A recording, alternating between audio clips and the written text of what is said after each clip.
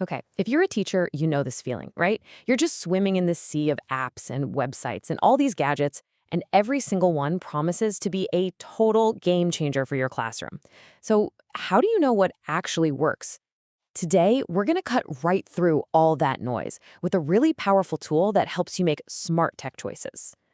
And this is the big, scary question, isn't it? I mean, is that tablet activity really building knowledge?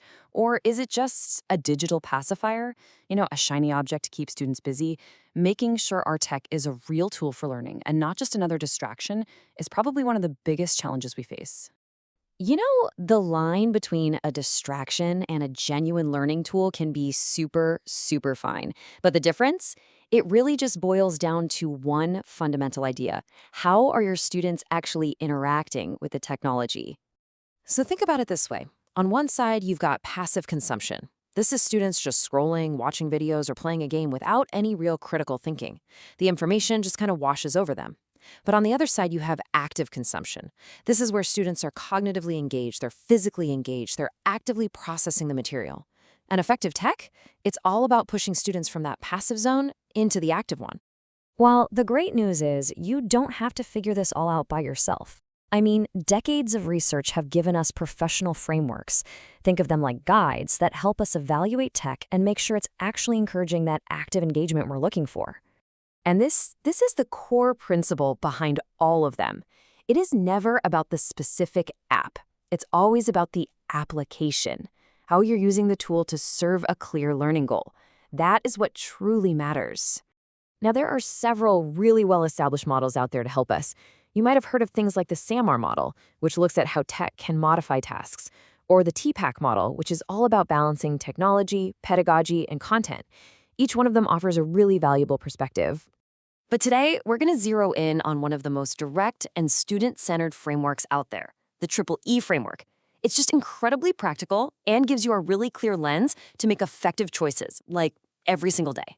So what is this Triple E framework? Well, it's a simple but really powerful way to look at any tool's potential by checking out three key areas of the student experience.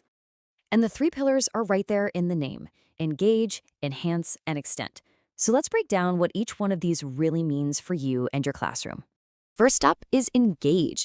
And let's be clear, this doesn't just mean fun or entertaining. In this framework, engagement means the technology helps students actively participate in learning that is focused on the actual lesson goal. It gets them motivated, it keeps them on task, and it turns them into active participants instead of just passive observers. Next, we have enhance. This is where the tech adds some value that you just couldn't get with traditional tools.